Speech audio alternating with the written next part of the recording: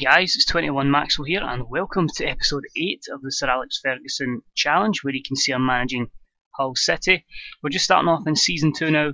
We're going to hope to try and maybe win a cup here, maybe take the club a wee bit further forward than we did with last year's successful 11th place finish, and if we can, maybe push to maybe just outside the European spots before maybe season 3 getting into those European spots with a bit more investment. As you can see, it's not started too well. 19th place, 1 point from 2 games. But we'll look over those fixtures in a minute. First off, but I want to cover the ins and the outs of what's happened over the summer and show you what kind of people we've brought into the club, which can hopefully, over the course of the season, take the club forward. First guy in from Arsenal, £1.7 million, saw us bring in Carl Jenkinson, obviously coming off the back of his loan spell at West Ham. I think in FM he turns out very good. The fact that he's already an England international in this, 25 grand a week wages were fine. I feel at 23 there's a big room for improvement, and he's somebody I think that can help the club go forward. And the fact he can cover in as a right back and a centre back, I've certainly got I think there's a lot of potential with Carroll, and hopefully he can fulfil that here at Hull City. Next up from Hanover in Germany, we brought in the Colombian Manuel Schmiddenbach, I think that's how it's pronounced. Again, Hanover were relegated, so it was a no-brainer to look at their squad. And I feel he's somebody I don't think a lot of people really look at to bring in to English football. But I think he's the perfect, he's a good DM, a lot of good stats for that. He's not too bad a passer as well, decent first touch, and I think he can cover a couple of positions in that central midfield area. He's very aggressive, he's brave, good determination, he works hard. I think that's what we really need at this club, is a lot of hard-working guys with a good bit of stamina and energy as well. So hopefully he's somebody that can really help this club as well once he gets settled into the league. And at 26 and small wages as well, I think it was a good signing with the potential to sell on, since he was only brought in for 1.5. Next up, Andre Wisdom, again someone we all know turns out very good in Football Manager. Believe it or not, I've never signed him before. So I thought with the potential of him being just 22, another cheap signing on wages as well, he was another no-brainer. I think he's someone that can definitely improve over time, and again covers a couple of positions, so he's versatile. After seeing him play for U of A in the Champions League semi-final and just watching one of the league games where he featured, I decided to bring in Stefano Stuaro, who I don't think he looks utterly amazing in FM, but I think he's got that range of stats where everything's just like, he's alright, he's not amazing, not world class, but he'll do a job.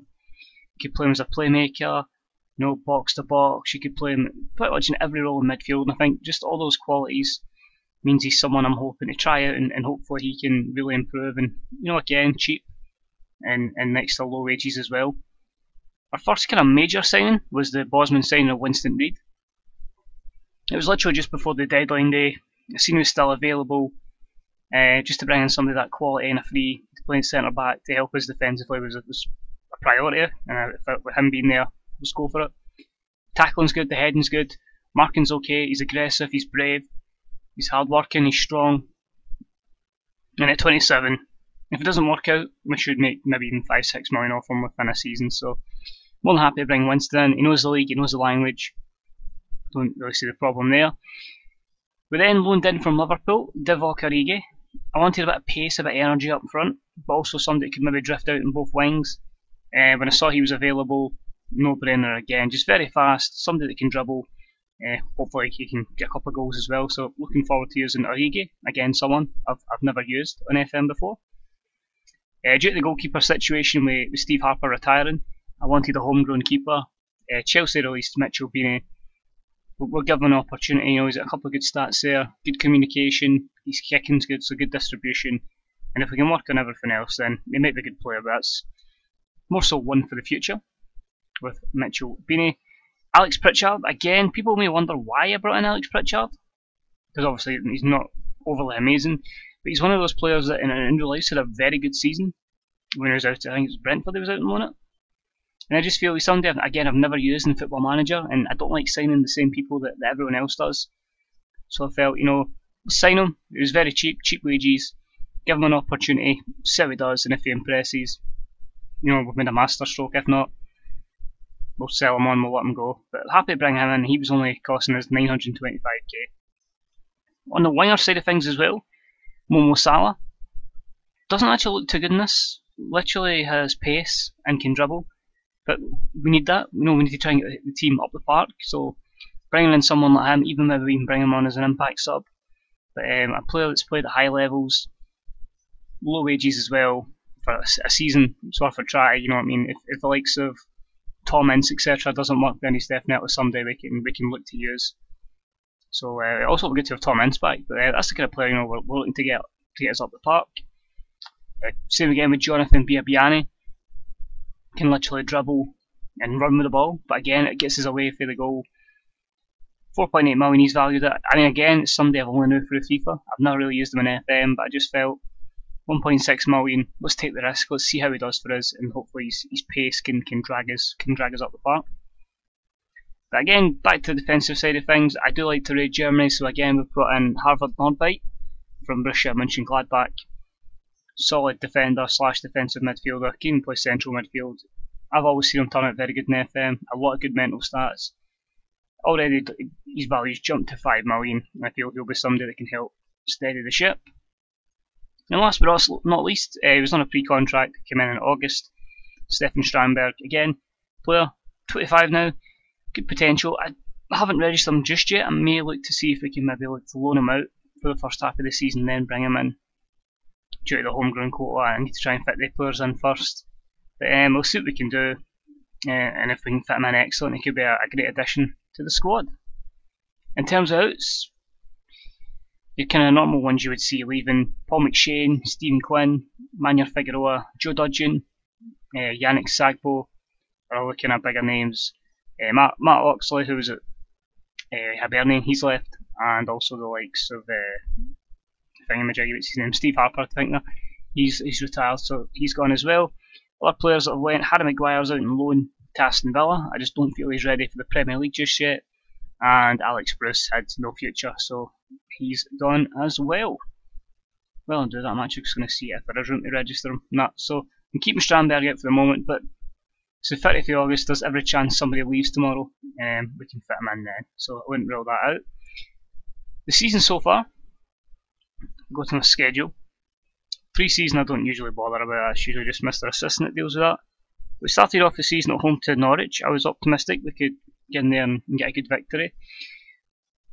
Didn't prove to be the case. They get a goal very, very early on through Sebastian Bassong. We pushed. Ndoye got us back level on 40 minutes, but at the end of the day we couldn't get the winner, and it was a disappointing 1-1 draw there against the newly promoted side. Our second game was an absolute disaster. We set out to attack, it didn't work. Jerome Sinclair just used his pace and destroyed our defence, scoring 4 times, with Jonathan Walters getting the 5th. Ndoye again scoring for us with a consolation, but on the day it just wasn't to be, and that's why we're as low as we are, because of that defeat. Rotated the side a little bit for the game against Oldham. Obviously the cups we need to take kinda serious so we can get the first achievement of the Sir Alex Ferguson challenge. But goals through Stefan Stolaro, Manuel Schmiedenbeck and Tom Ince were enough to give us the victory and a match in the next round where we will be hosting Burnley. But today is of course Barclays Premier League action. We're taking on Swansea in our second home game of the season. Hopefully get into the international break on a high, so hopefully we can get a win here. Aluko, Strandberg, Huddleston and Livermore are missing for us. Emnes, Richards, Fabianski, Adam Johnson, Angel Rangel and Eric Peters are missing for the visitors. The team has already been picked. We're looking at McGregor, Robertson, Dawson, Reid, Jenkinson, Nordtveit, Schmiedenbach, Stuaro, Salah, Origi and Ndoye. So just like that midfield, it's a completely new midfield. Just so thankful I brought the guys in, or we'd be really, really struggling. Jakovic, Chester, Diame, Hernandez, Wisdom, Myler and Ince are on the substitutes bench. I was toying with the idea of bringing in Robert Snodgrass, but I think we'll just leave his return until after the international break. But I'm setting out to attack, why not? Usual system from me, we go here to attack, we try and get goals. If we're still struggling, maybe Octoberish, then that's when we'll probably look to change the system up to a more countering system. But hopefully it's a good performance here.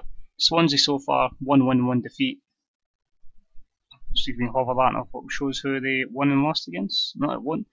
But last match they won in penalties, so hopefully, they might be a wee bit fatigued for that. But hopefully our wingers can cause them problems. And we can have a good result here. The bookies have got us as favourites. They're at 74. We win, we overtake them, so that's always a positive. But again, with the game in hand, it's a false position, and hopefully we can get our way up the table. It is. They beat Palace and they lost to Everton. So we'll have a look how they're lining up. Tremel, Taylor, Williams, Fernandez, Ankerson, Britton, Shelvey, Cork, Sigurdsson, Michu's back, and Gomes.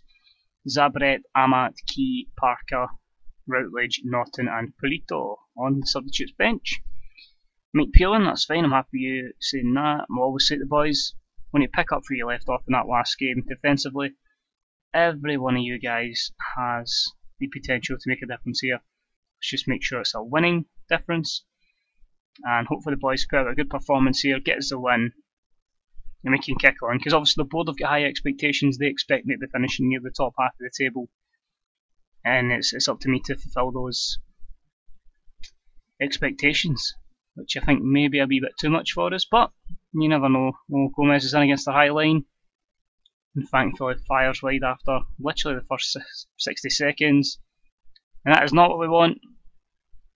Gylfi Sigurdsson with a great free kick there. You get to the stage now in FM, if you see a highlight, sorry, that is a free kick, you know it's going in the back of the net. Not the best start here in Gylfi's 5-minute cameo. I see him substituted now for an injury. Coutinho's in for him, but not a good start here, and it's the same as the last game, not starting quickly, putting the pressure on ourselves. It's going to make us chase the game. One thing I'm worried about is I play a very high line to keep the ball in the opposition's half. Could that maybe be a problem for obviously Dawson's lack of pace? Reed's pretty pacey, but Dawson struggles a little bit. But we're starting to come into the game a little bit, having a few chances. Got the advantage in the possession side of things, but we really need to get back in level pegging as quickly as possible. Because if we're still chasing the game, we could make a mistake and then they go 2-0 up and there's no way coming back. There's Salah. Oh, Schmeidenbeck was unlucky. That's it, boys, retain possession. Here's Robertson. Go on me, Andrew. That's it. Good run, ball in the box. Oh, I was looking for Ndoye. Strike it now, Vite, strike it. Oh, that's what I was looking for as well. Was a couple of midfielders that had good long shots. No, could create problems. And just add goals basically for midfield. And boys, clear it. Patillo. And I'm lucky that Ashley Williams intercepted that there, or we were in. Oh, it's a mistake for Winston Reid, and Michu bailed out there by McGregor. Absolutely shocking from Winston Reid there. He's got to just get rid of it. Instead, Dilly Dallies with it and they nearly score.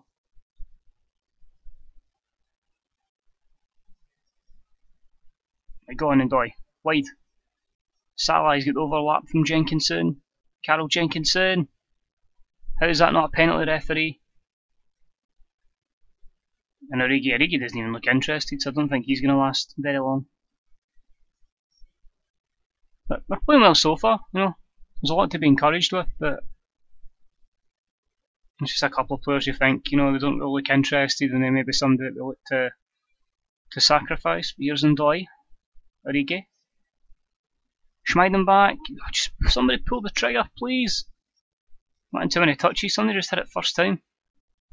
Shelvey, Gomes, Jack Cork, great save again by McGregor. Hitting the post there. But that all stemmed as a counter attack from one of our chances that just wasn't good enough. There's Britton. Come on, boys, intercept it. We're starting to allow Swansea to come back in, but here's the Origi. Drive, that's it. Stuaro, Ndoye, to Salah. Jenkinson, Ndoye. Please don't be that being the attack. All this pressure we're putting on them and we just can't break them down. Another chance, Salah. Robertson can't get his cross in. What I might actually look to changing is putting Origi in the right and Salah on the left. I feel cutting in's not really helping the boys, and if they can maybe just be direct and get the ball in, it could help us. But we'll see the boys at half time. Not good enough. Let's see, Salah didn't react, so what I'm going to do with that is get Tom Ince on for Salah. Ince on the left hand side, Origi on the right. And we'll use that just now, but if it comes to worse we may look to make an alteration in terms of system and that. But I mean, we're pushing, we're having chances. Just if we need to make a change to the system, we can do so maybe 60-65 minutes in.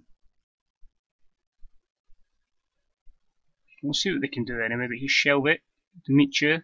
What is Dawson doing? He's just stood there. Gomez is in, and yet again it's Al McGregor that makes the decisive save there and pretty much keeps us in this tie. So we'll let it run to maybe 65 minutes and then we'll make the alteration to try and go for it. Yep, nothing actually materialising there, so again we'll have to make the change. Going to go more direct here. Robertson is going to go there, Jenkinson there. I'm just going to try Tom Ince because I've brought him on already. Going to try him as a striker, but we'll try him as a trequartista because obviously he can run and dribble with the ball. It's Origi that's going to get sacrificed. He'll be sacrificed for Mo Diame. We'll bring him in there, and he'll be, to be honest, an advanced playmaker. I want him to bomb forward because there's no really anybody else. I'd say it's for a deep liar in a box to box, and we'll just have Neuvert come in there as an anchor man. I'm just going to take off Abel Ndoye as well for Hernandez. We'll say everybody, there's a lot more to come for you guys. Can definitely get us out of this rut. Hopefully going a bit more direct can serve up to the bit of pace we've got up top that can really stretch them. Just unbelievable, you know, we're having a lot of chances, we just need to take one of them.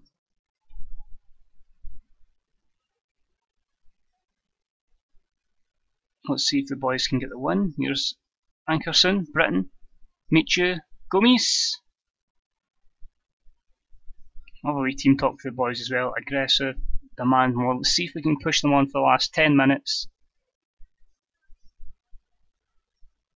It's not looking good at all. I don't like going overload, but I suppose I really have to at this moment in time. A minute to go, and it looks like it's going to be another defeat. So again, a disastrous start to the season for the boys. We may really have to look into this transfer market in the last day and see if we can get somebody in. Just that added bit of quality. No, but it finishes here. Hull City 0, Swansea 1. Disappointing all round. Winston Reid somehow get man of the match.